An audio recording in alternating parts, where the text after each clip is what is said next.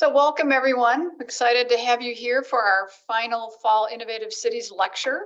I'm Carolyn Eswine. I'm the co-chair of the Urban Planning Department here at UW-Milwaukee. I'm going to start with our land acknowledgement. We acknowledge in Milwaukee that we are on traditional Potawatomi, Ho-Chunk, and Menominee homeland along the southwest shores of Michigamme, North America's largest system of freshwater lakes, where the Milwaukee, Menominee, and Knickknick rivers meet, and the people of Wisconsin's sovereign Anishinaabe, Ho-Chunk, Menominee, Oneida, and Mohican nations remain present. I always encourage you to explore the resources and deepen your knowledge and your connection with who was on the land where you live or work before we were here.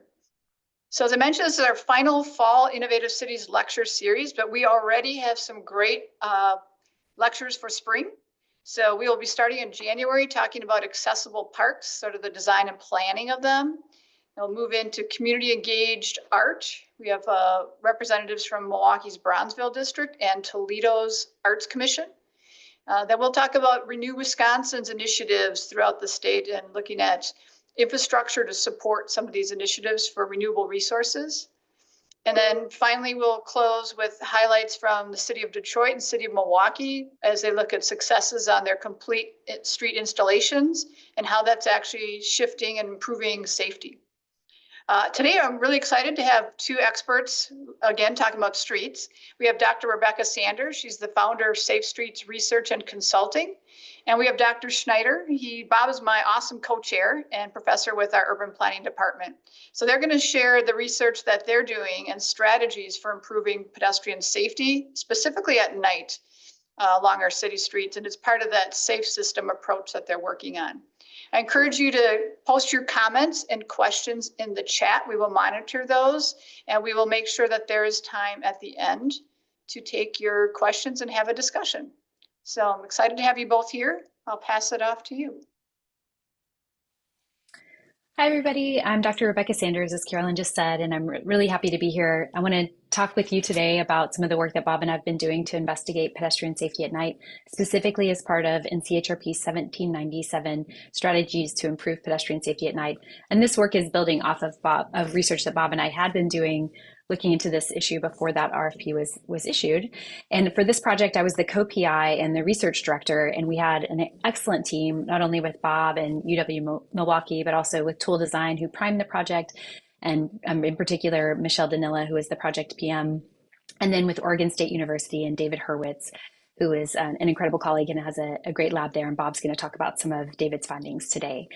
For today's work, this project spanned 3 years and included multiple research methods. And so we don't have time to go into depth with everything that we learned through that project today, but we're going to try to hit the highlights for you, as well as highlights of the guidance. And then hopefully the guidance will be out soon and you can download it and review it for yourself. And we want to just start with this idea that streets should be safe for everyone at all times of day. So this is a fundamental principle, I think, for Bob and for me and for so many of us in the planning and engineering professions. But I want to clarify before we get into our work that for this project in particular, we really focused on traffic safety and street safety and did not investigate perceptions of security from crime, which is super important, but was not in the scope of this work. So I want to pass it now to you, Bob, to talk about some of our results. Yeah, thanks so much, Rebecca. It was an honor to be on that research team. Such a great group of people who care so much about their streets and all people on the streets. Our first picture here is Brady Street in Milwaukee. For those of you who are familiar and around here, this is our great commercial corridors on the east side. And this is what it looks like during the daytime. At night, it looks like this. It almost looks like two completely different places, even though I took these pictures from just about the same spot. So I want you to think about two things for yourself. One is that most of us planners and engineers do our data collection and our fieldwork during the daytime. We don't necessarily go out at night and see what it's like, what the conditions are that people are experiencing at those times. Secondly, all of you are pedestrians. Some of you may happen to also be drivers. So I want you to think from a driver's perspective going down the street. And I want to give just a quick anecdote about my own experience as a driver in realizing how to be more conscious of pedestrian crossings. When I moved to California, the typical way of stopping Hey, for Bob, pedestrians in the street was, sorry, yeah, you're breaking up quite a bit. yes. I don't know if it's your audio or the computer, but Yeah. to see. I had that experience hearing both you and Rebecca with that problem before too. So I wonder if it is my computer. Okay, we'll keep going and hopefully it's manageable for everyone. Yeah, sorry. Let me know if it does become more of a problem and if I need to call in separately. Okay, Back to um, the yielding to pedestrians. If you're driving on a street, you should be anticipating the potential for somebody to cross the street in a crosswalk. And it's your legal responsibility to yield the right of way to them. And if you drive, um, as I first did when I got to California, at nighttime, I was on a street that was posted for 30 miles an hour. And I looked down at the speedometer after I was trying to make sure to yield to pedestrians. I saw that I was going 25 in a 30 because I was consciously aware of the need to be able to stop, and I didn't think I could do it going faster. So keep that idea in mind and the connection between speed and pedestrian safety as we move forward. We're going to be talking about how big the problem is, that we've known about it for a long time, and importantly, Rebecca will get into we can do something about it. So, big problem. First of all, pedestrian fatalities have increased dramatically over the last decade. We in the United States are actually an outlier compared to most higher income countries around the world. Most do not see the increase in pedestrian fatalities. In addition, the pedestrian fatality increase was mostly made up of pedestrian fatalities at night. Of the additional 2,300 or so people killed per year by 2020 compared to 2010, about 85%, a little more than that, actually during darkness. The increase was during the times of darkness for the most part. we're going to ask you to We stay looked really close to your specifically at, computer. I think it's yes, breaking up for you, Bob. Stay closer, and then I think maybe when we looked Rebecca, closely at old data, and if you keep going, we'll have you reboot maybe yeah, when Rebecca's, we'll have you try it, keep going, but it's better if you're closer to the computer. okay, sounds good. Sorry about that. So the majority of pedestrian fatalities are at nighttime. The majority of pedestrian activity and put those two things together, and the crash rate per pedestrian trip we calculate is about 9 times higher at night than during the day, based on 2017 data. This pattern of fatalities at night, the proportion of them that are at night is not evenly distributed across the country, tends to be even more exacerbated in the South. This may have to do with differences in climate, differences in roadway design and the patterns of development. We don't know exactly the reasons, but there are differences in this pattern that we should note. Looking even at Wisconsin, which has a slightly lower percentage of fatalities at night, even though it's still in the 60s, we see that of all types of injury, the most severe injuries are occurring at nighttime more often than during the day. So it underscores this issue of injury risk. It's important to go back up and understand the fundamentals that go into pedestrian injuries and what might ultimately create a pedestrian fatality. One of the most important factors we have is vehicle impact speed. As speeds increase, the force that is exerted on the body when a vehicle crashes into it is higher, and that creates more damage to the body. Vehicle mass height is also producing more severe injuries, pedestrian vulnerability, so older adults are more vulnerable than younger ones. And then there are more pedestrian fatalities, all else equal, if there are more people in a particular area, more traffic or more pedestrian But speed is arguably the most important factor of all of those in dictating whether a pedestrian will be injured or killed. Fundamentally, looking at how speed is related to the stopping distance is shown in this graph. So if we look at this at different speed limits, there's a certain amount of time that it takes for somebody to realize uh, uh, for somebody who's seen a pedestrian to hit the brakes and then ultimately decelerate to stop. If we take the example of some driver detecting a pedestrian 80 feet away from them, and they're traveling, for example, at 30 miles an hour, they will have traveled 9 meters while they're thinking to hit the brake. Then they'll actually hit the brake and decelerate just about in that 80 feet distance.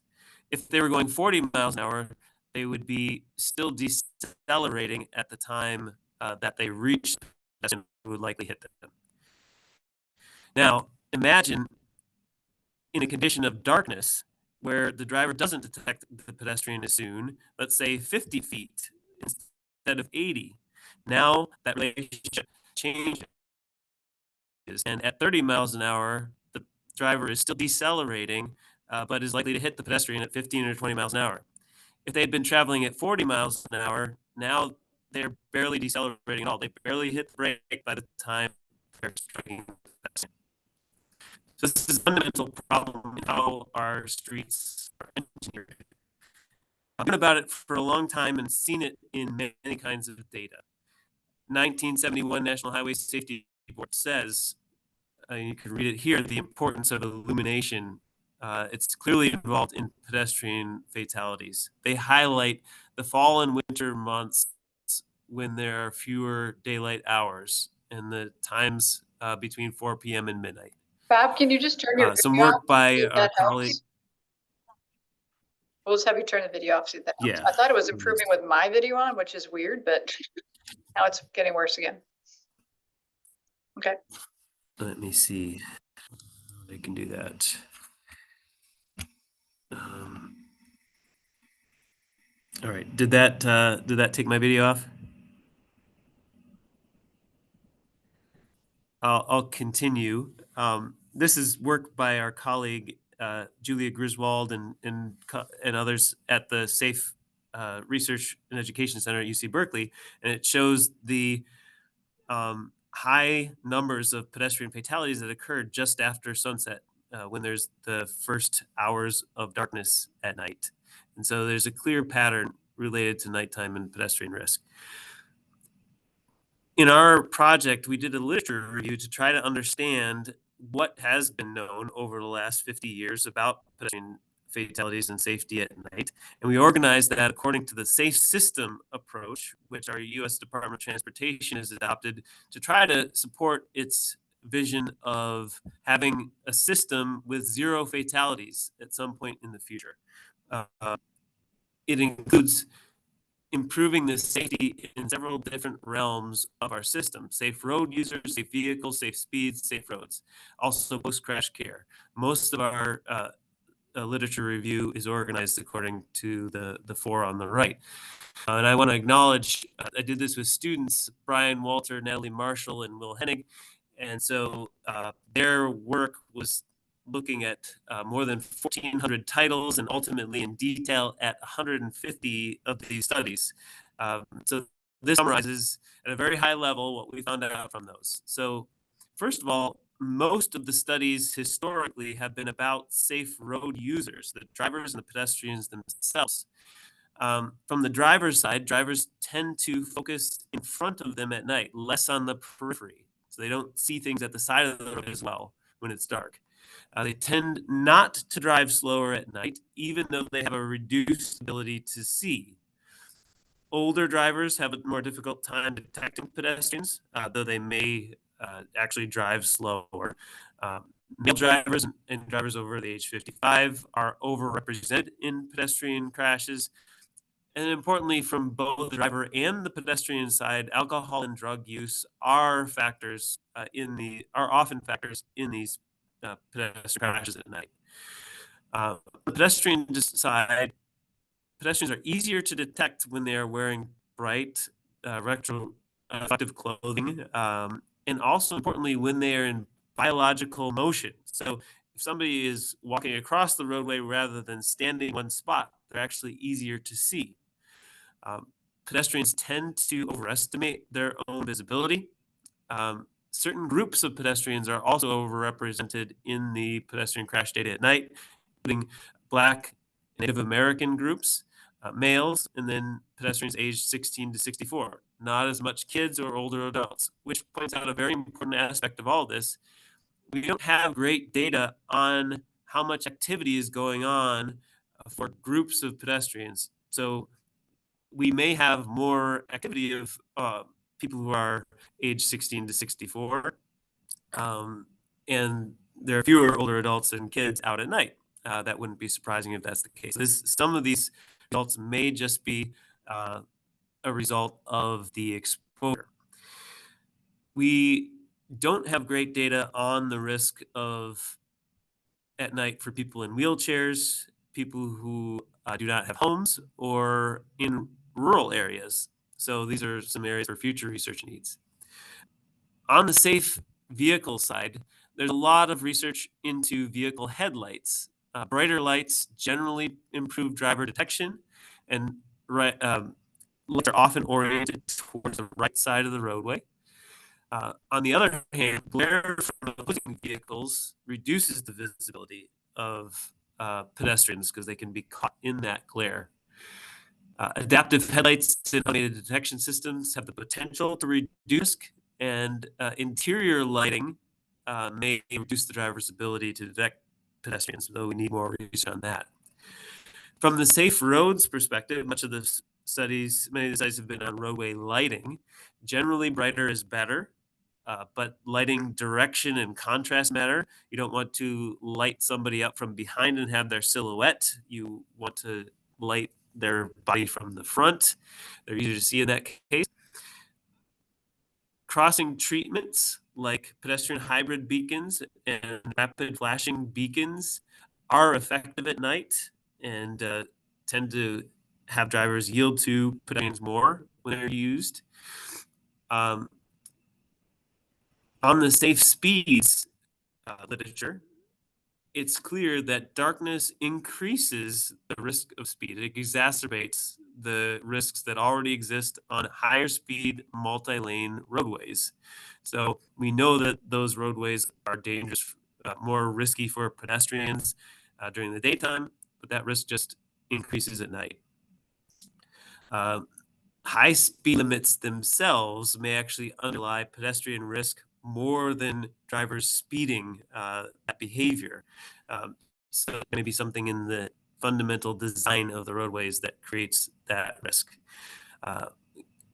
Given that information, it's interesting, there's almost no applications of nighttime speed limits that would be lower than a daytime speed limit, with the exception of Tucson, where they've used those. And there are no evaluations of them that we could find. The problem is clearly highlighted also by this research that Rebecca and her team did, looking at fatal pedestrian crashes at mid-block locations in the Houston region. You can see from this map, unfortunately, the fatalities lining many of these arterial highways that go into and out of the center of the Houston region. It's clear on the map where the issues lie. From our own research, as a part of the project, we looked at 11 years of data during the 2010s and 2020 and did a regression analysis. And basically, to save all the statistical details, higher speeds are leading to higher risk of fatalities occurring in darkness. Higher speed limits, it's a very clear relationship. In addition to higher speed limits, we found factors of vehicles going straight, pedestrians being struck in the roadway, having no crosswalk or no sidewalk as being significantly associated with these pedestrian fatalities at night, as well as rainy, snowy weather. Putting all this together, it comes clear that in darkness and above certain speed limits, drivers just can't see and react to pedestrians in the roadway in time to avoid hitting them. There's certain situations that have been created where that risk is. And I want to highlight that point with some work that Dr. David Hurwitz did using a driver simulator study with his team at Oregon State. They were able to have 42 subjects go into a driver simulator and experience what the roadway conditions driving would be like at night. In particular, they were interested in how drivers would react to pedestrians at unmarked crosswalks, high visibility crosswalks, and crosswalks with rapid flashing beacons. We're also interested in the differences between speed limits that were posted at 25 miles an hour and 40 miles an hour. So I'm going to show a couple of graphs here that illustrate the results that they found. And these graphs basically show if you go from left to right along the x-axis, the distance to a crosswalk. So in the car going from left, approaching that crosswalk and needing to stop for the pedestrian in the crosswalk.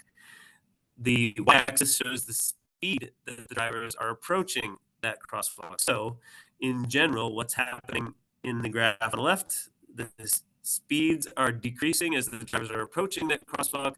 They see the pedestrian crossing and yield to them at the lowest point in that curve, and then accelerate again after the pedestrian is crossed. That's a safe driver yielding experience here.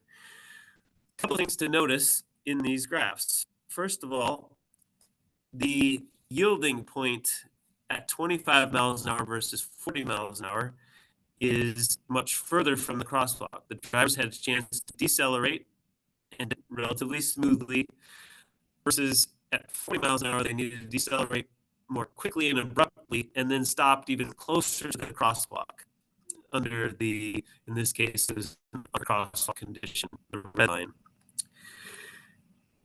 When there was a high visibility crosswalk, drivers yielded a little bit further back, and they slowed down a little bit more smoothly to get to that point, and then even more smoothly slowing down under the rapid flashing beacon situation.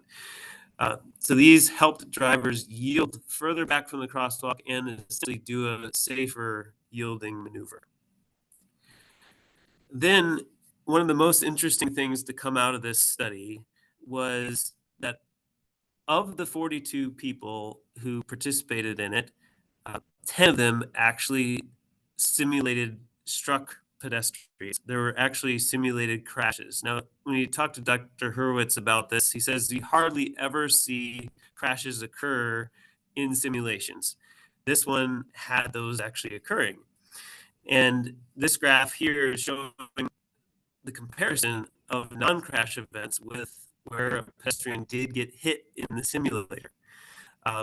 Both of these on the left and the right are posted speed of 40 miles an hour, so the higher speed. In the cases where drivers ended up yielding to the pedestrian on the left and there was a non-crash, we can look at what happened at 80 feet from that crosswalk. So on the left side, when there wasn't a crash, the drivers had already started decelerating back 100 or 200 feet from the crosswalk. They had detected that pedestrian and were slowing down for them and eventually yielded to them. In the crash event, the drivers were going along pretty much at 40 miles an hour or a little bit higher, seemed to detect the pedestrian around 80 feet from the crosswalk and then ended up striking them. In some cases, the unmarked crosswalk in this 20 mile an hour range, in the other crosswalk at a range of maybe 30 miles an hour. This is showing evidence of what likely has happened in the real world where somebody has been hit.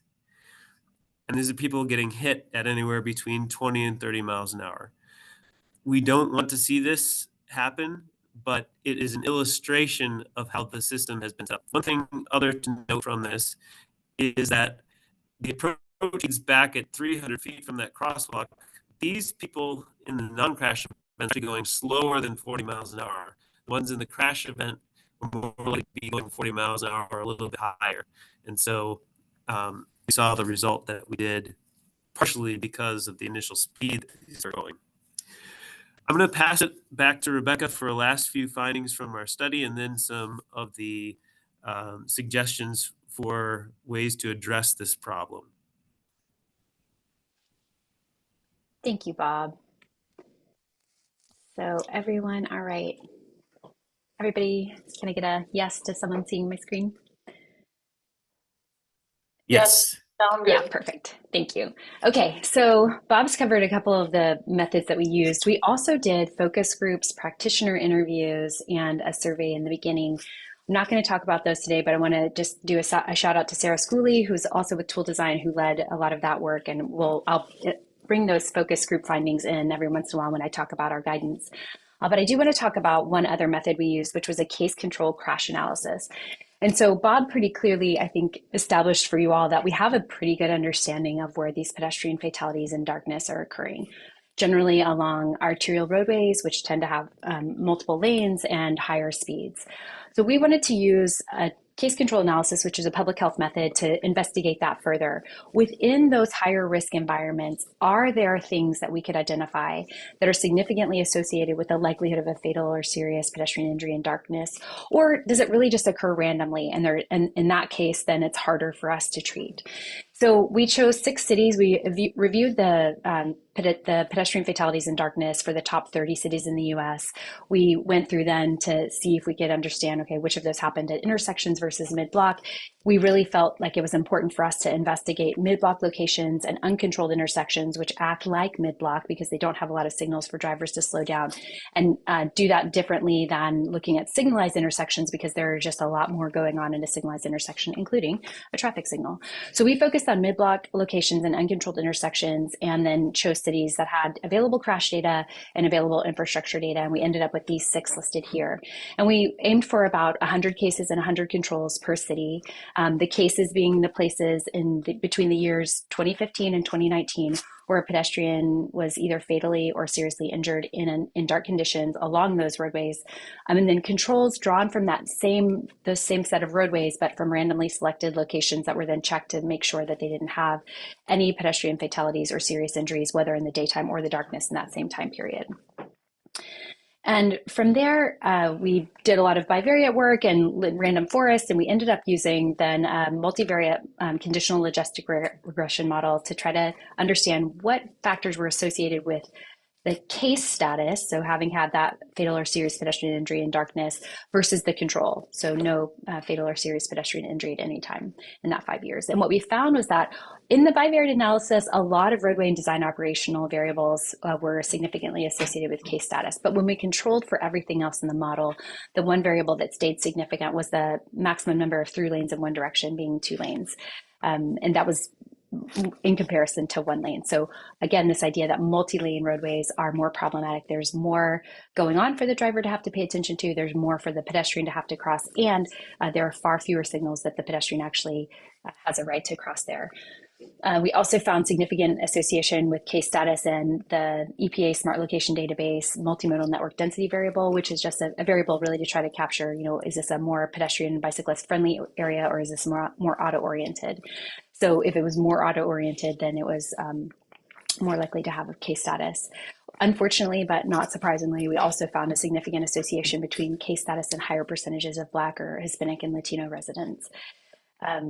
We also found significant association with several land uses, convenience stores, grocery stores, liquor stores, and general low density commercial design, as well as the National Walkability Index. That was also from the EPA Smart Location Database and just measures a sense of walkability and destinations, and then a negative association with low density residential.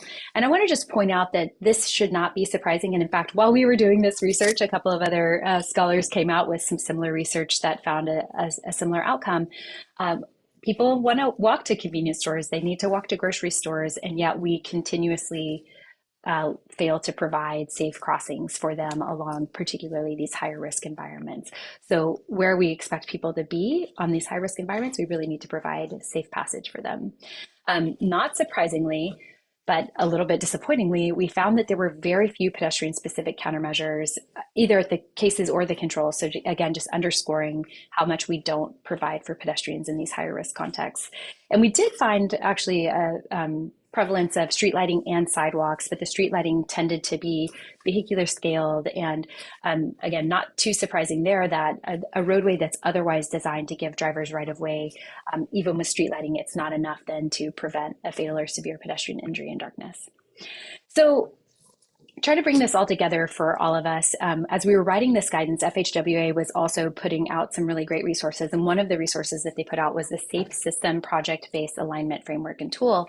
And in that framework, they characterize these main elements of risk as exposure, which Bob talked about a little bit, but it's kind of got two parts to it. There's the exposure part that's like people are just out and about, and we want that for our cities. That's an indication of vibrancy.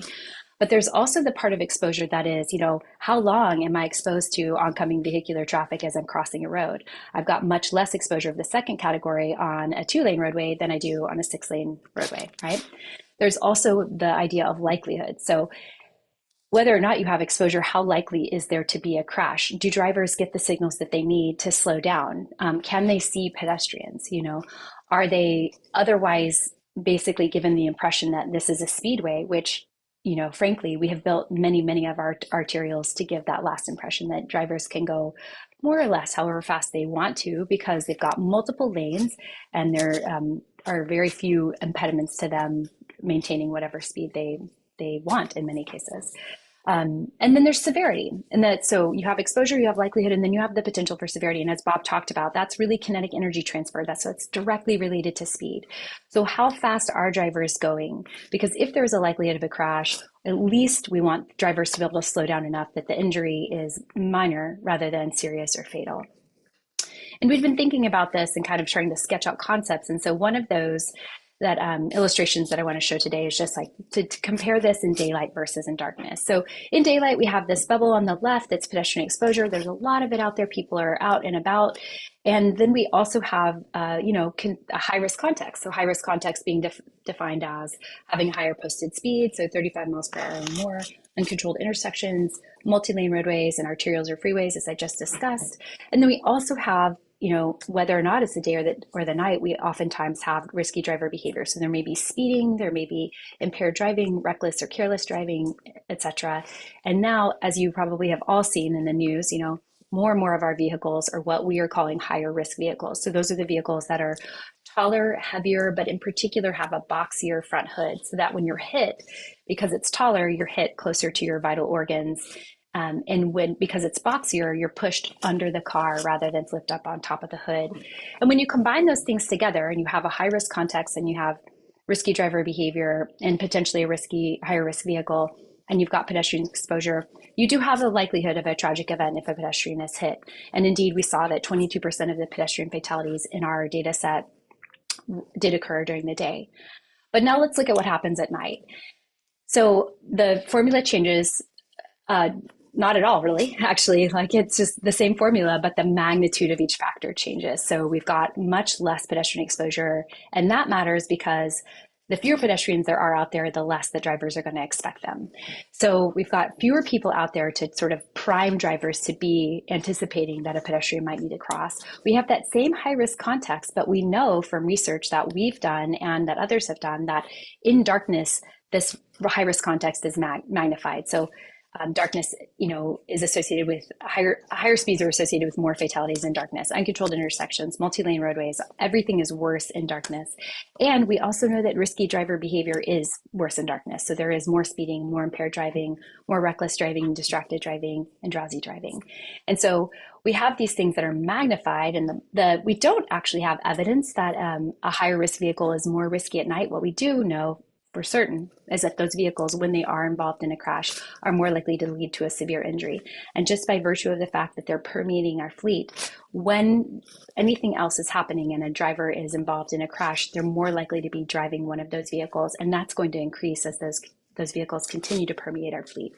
So the result is that just by virtue of what I call the darkness impairment, which is the reality that as a visual species, and we obtain about 90% of our information visually. When we have the darkness impairment, we are dramatically reduced in the ability to both detect and react in time. So to see something happening and then be able to adjust our behavior for that. And we see a much higher likelihood of tragedy than in darkness. In our data set, 76% of pedestrian fatalities occurred at night. So as Bob said, we can do something about this, but we need to understand it first. And as Bob already mentioned, the safe system approach, but I have this graphic in here again, just to remind us that while I'm about to talk about things linearly, they're all connected. And so things that affect safe vehicles also affect safe road users, also affect safe roads, and so on and so on. We also, for our guidance, really liked this idea of the safe system pyramid. So we adapted this from David Ederer's dissertation work at Georgia Tech, and he has a great publication with several other authors that I would highly recommend. Basically, they took the safe system approach and looked at it through a public health lens. So using this pyramid, we can see that certain things are going to have much more of a population level impact, and certain things are going to be much more of both an individual impact, but also individual effort. So all of these things are important. But I like this very much because it helps us understand, if we have limited resources and limited time, where do we want to be investing our money and our effort to get the biggest bang for the buck? As a profession, we have tended to focus on education and more individual efforts, and those are important. But the reality is that they aren't borne out in research as being very effective. And I think our data show that pretty clearly, unfortunately. In contrast, if we start at the bottom of the pyramid and we build in a sort of safety net, we have alternatives to driving. We then build a built environment that really encourages behavior that we want to see, slower speeds, pedestrian priority.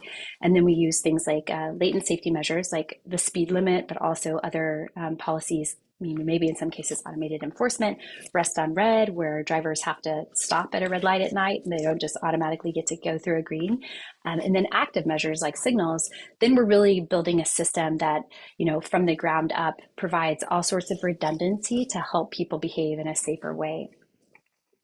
So obviously we're talking about pedestrian safety at night. And so of course we're going to talk about improving roadway lighting.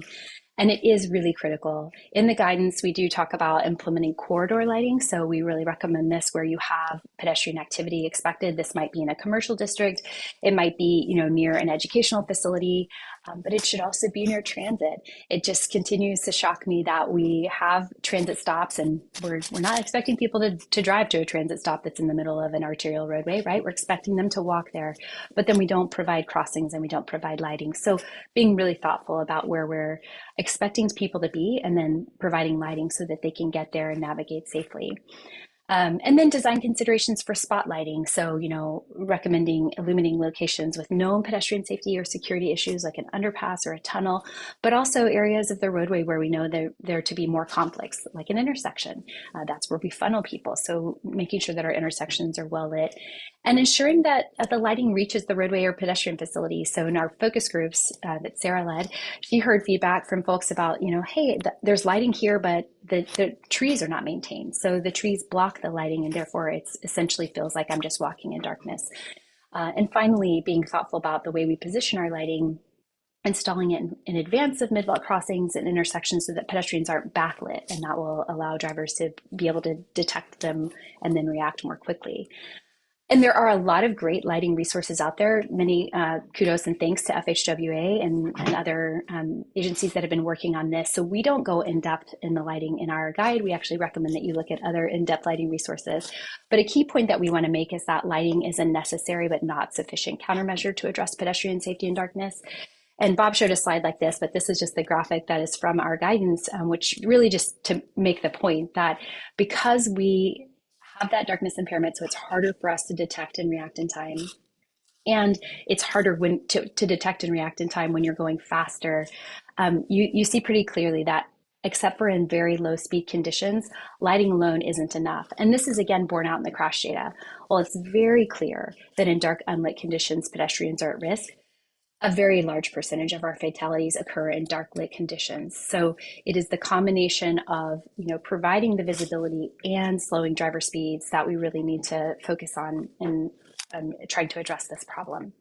So to go to the safe speed recommendations and the safe speed pillar from the FHWA's safe system approach, we have a description in the guide, and guidance about using countermeasures for speed at nighttime.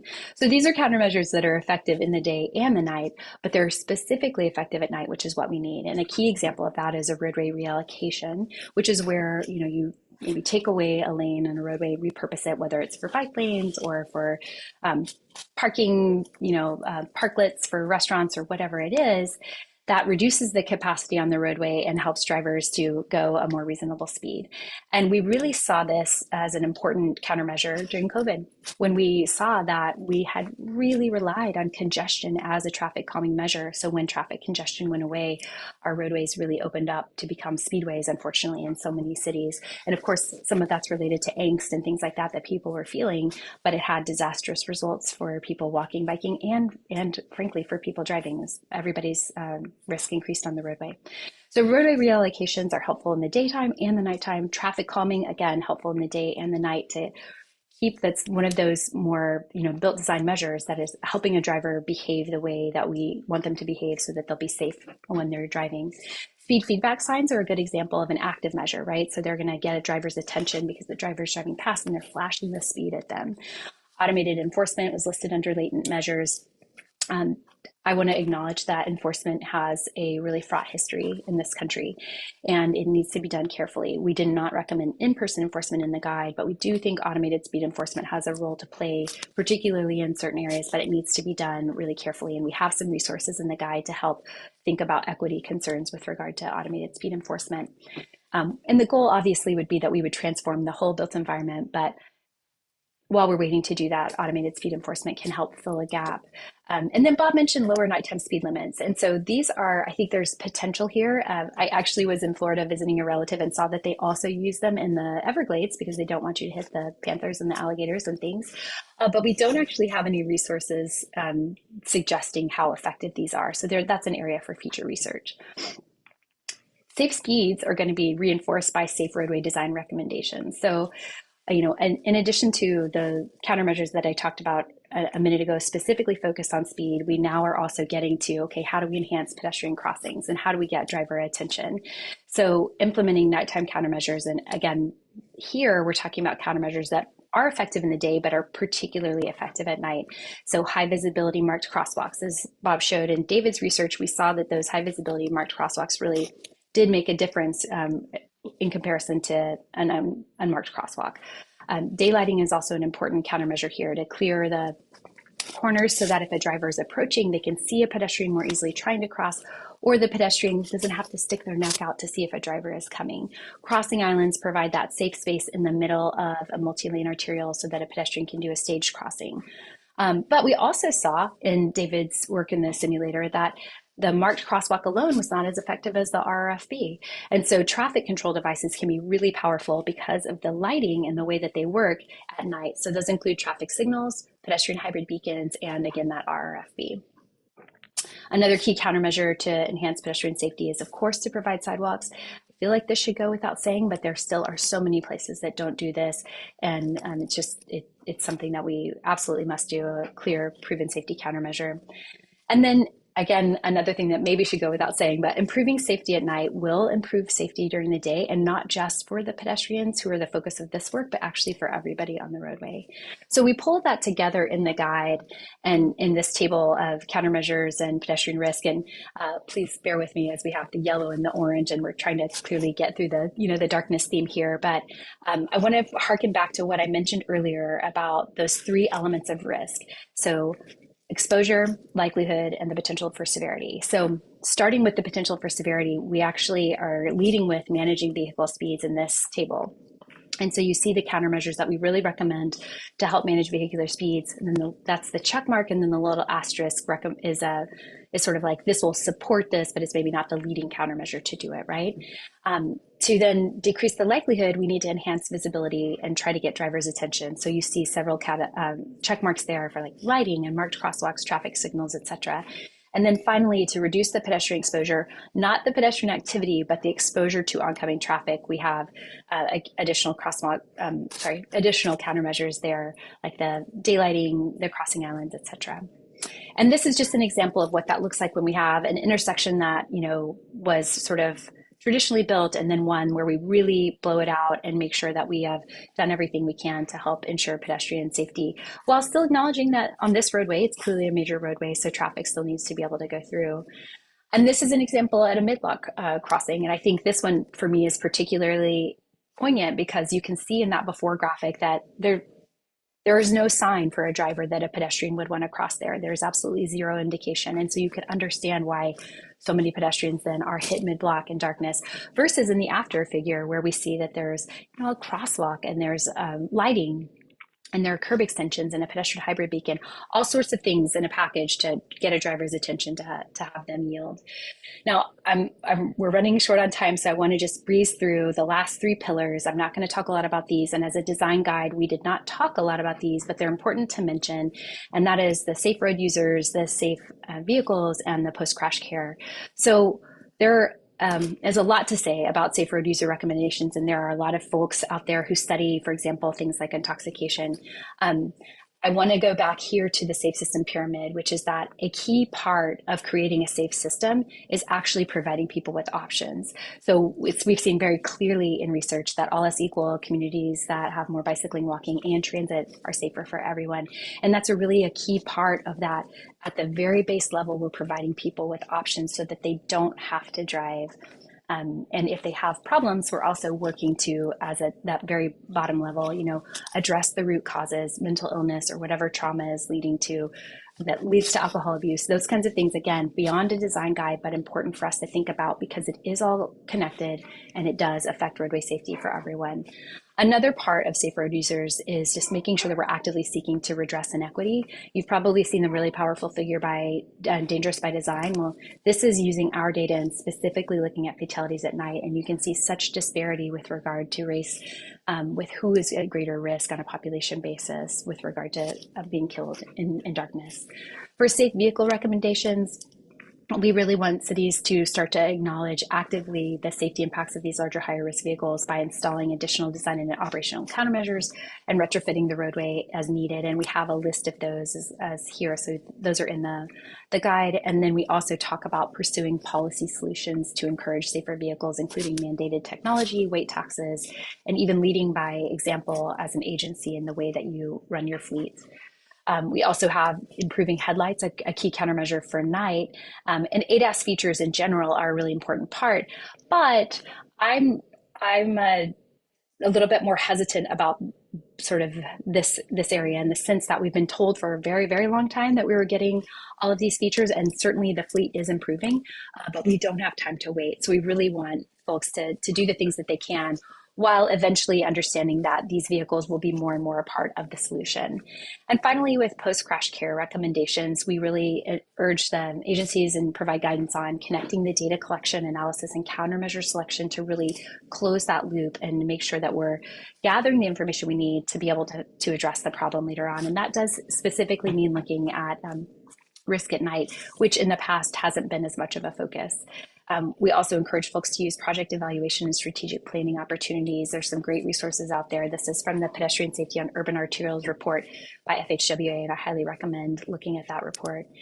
And then Bob's talked about this a little bit, but we definitely have future research to do. So looking into, understanding temporally adjusted exposure data, understanding even more nighttime effectiveness of various countermeasures, and then continuing to look into and try to understand and address the risk of driver distraction, whether that be through in-vehicle cabin lighting that makes someone unable to focus on the road, or in particular driver mobile device, which we know does driver mobile device use is greater at night.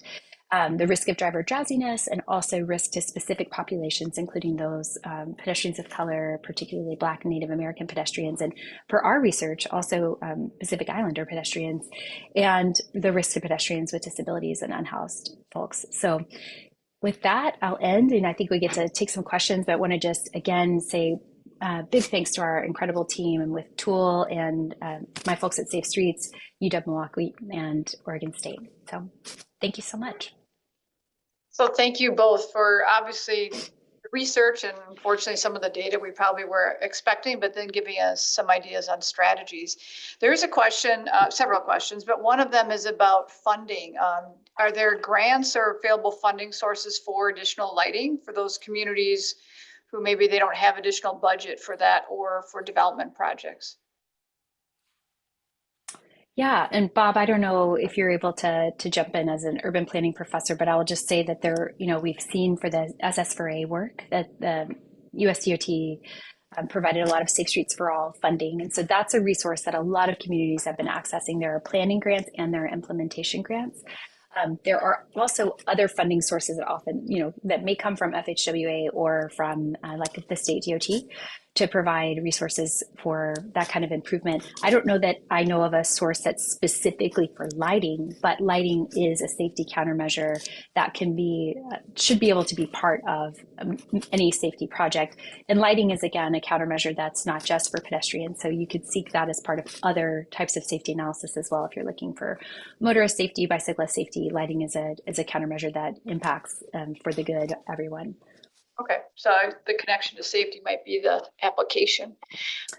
There's another question about the RFBs and sort of the false sense of safety that it might imply for a pedestrian, but your research is showing that they're actually decreasing crashes.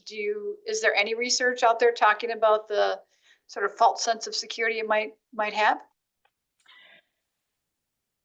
This is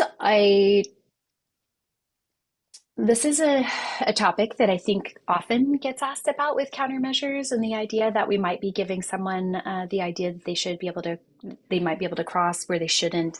And I don't know that there is anything that's actually suggesting that there really is a false sense of security. B, I worry about that idea as a way to not do something versus how we put in the countermeasure. And also then that's a case where maybe we need to do education around how to use the countermeasure, right? I think we're also potentially dismissing people's own sense of, their desire to be able to cross the street safely. So I don't know folks who, and I don't know, I'd be curious to hear in the chat if other folks do, but we're all built to have some level of risk tolerance or, fear of risk, right? And so just seeing a flashing light, and if cars are clearly not stopping, I think most people actually do get that that's not a safe place to cross. So that's an area where, we would need also driver education for this is how you behave here. I guess I would also say if that's a real risk, if we're worried that the RFB is going to give a false sense of security, the RFB might not be the right treatment at that location. So RFBs are really highly recommended in certain locations and up to certain speeds, but they're not recommended. I think FHWA, the recommendation stops at 35 miles per hour. So for a higher speed or particularly a really wide corridor, the RFB isn't the right treatment. So I guess I would say instead of worrying as much about that, how do we buttress it to make sure that we're putting it in and that people are able to use it safely? And or what's again, the right strategy? I'm hearing based on the location and the conditions, evaluating which is the best strategy so it has the best outcome for that. Okay. Yeah. All right. There's another with Rebecca. Question. Oh, go ahead. We can hear you. I was just going to add from David Hurwitz's research, it was clear that the RFBs were reducing the approach speed and allowing vehicle drivers to know that there was a pedestrian who wanted to cross sooner. And so they had a slower approach to the crosswalk, which is going to generally be safer. That's what we're seeing in the literature. And I agree with everything Rebecca was saying about the system and making it safe. So there's a comment from one of our planners here at the DOT. Trying to understand in your research, how do you balance the traffic engineer's desire for that clear recovery zone on the roadside and not having trees or additional lighting? Is that mostly for the large highways, or are you experiencing that in more urban arterials? Do you have those discussions, and how do you address that conflict? Bob, you want to go first on this one? You want me to? I'll just say quickly, I think we need to think about the context. First of all, certainly clear zones adjacent to interstate highways, for example. These are a place for reducing the risk of a collision with an object next to a very high speed facility. That's different than an urban street, which is going to have pedestrians along it and narrower roadway cross section is actually going to facilitate lower speed traffic and interactions between different users. So I think there are two different things going on there, and the context is important. Rebecca, you can add to that. Yeah, I think that's a great answer. And I would just say to this person, thank you for this question. I think we have far too long in our profession applied highway engineering to our arterial roadways, and with frankly disastrous results for people walking and biking. But also, I want to be clear, arterial roadways aren't actually as safe for drivers as we like to make them out to be. So when we look at a high injury network in any kind of city, I can go in and look at the map and pretty much tell you which streets it's going to be without even looking at the data. Of course, we then look at the data, but we see that drivers are also dying and being seriously injured on these corridors. So I think part of what we need to do is slow speeds and we have to extract ourselves from that idea that speed and driver convenience is the top priority for our roadway network. It makes a lot of sense on a highway, on an elevated highway where we've removed a lot of other potential conflicts. Okay, speed, we've said this is the road we're going to do that. But where we have destinations where we're expecting people to walk and to bike, and anytime we put in a destination, we need to expect people to walk there, because a good percentage of the population can't or doesn't drive.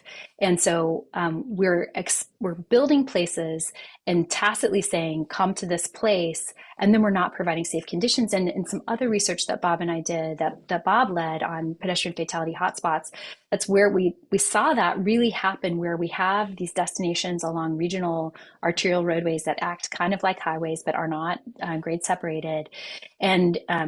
And again, this idea that it's where people want to go that we then have these conflicts. So my thought is, and I think there's a growing consensus, at least among some in the profession, that we actually need to reduce speeds, and then you don't need that recovery zone. So if you're not going so fast, you're less likely to lose control, and if you do lose control, you're actually more likely to be able to get back under control without then building what amounts to even more hazardous facilities for people walking and biking. I know this is a broad topic and we only have a few minutes left, but there's the discussion on the size of vehicles. There's a whole set of research out there, right, on the impact of that. So I don't know if you have suggestions on how the standards are being established, because vehicles being purchased are getting larger, right? We're not stopping the purchasing of them. How does this research maybe influence some of is it street design or conversations around the impact of those large vehicles? Yeah, thank you, Carolyn. So that's part of our Safer Vehicles chapter in the guide. And we advocate for a couple of different things. First, that we do actually need to reassess our design standards. So that's something that as a profession, it's going to take a little bit longer, right? That's going to, be MUTCD work. But there are examples right now of what cities can do to go out and conduct their own sort of like, in situ research to understand, all right, we now have these larger vehicles. We need to raise the sign on the post, or we need to actually extend the crosswalk because certain vehicles now are so high up that the sightline basically could fit an entire family. And that's particularly the case for like an 18-wheeler. There's a very powerful FHWA graphic showing that, but even the higher passenger trucks are getting to that point. So we talk about that in the guide. We talk about those countermeasures that I mentioned earlier. I could actually flip back to that slide if helpful. Really to say, all right, here we are. We've got these larger vehicles. We need to widen those crosswalks, recess the stop bars, bring people back. We have to restrict right turns on red because a lot of those drivers literally cannot see people. And, depending on where the A-pillar is, then that's even more of a problem. It's not just the height and the shape. It's actually also like the internal structure. Providing leading pedestrian and bicycle intervals, things like that we have countermeasures that we can use right now. And so that is why even though it's a design guide, we did want to include those in there because we do think that there are ways that we can start to mitigate that increased risk. And then the other part that I mentioned was, the policy solutions. So mandating technologies, a lot of cities are considering weight taxes. The state of Colorado is considering a weight tax or may have already adopted it. Parking fee structures that mean that in this part of the city, you you can't park without paying, X amount to park a large vehicle, just recognizing that they take up more space.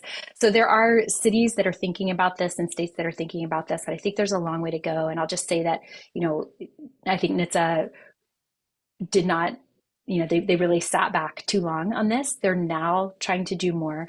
But I think this is an area where we're going to see a lot of evolution, and unfortunately, I worry it's going to get worse before it gets better. But I'm hopeful that we'll get there soon. Bob, I don't know if you have anything to add to that. No, I agree with all that. I just want to make one last point about just this general topic of pedestrian safety.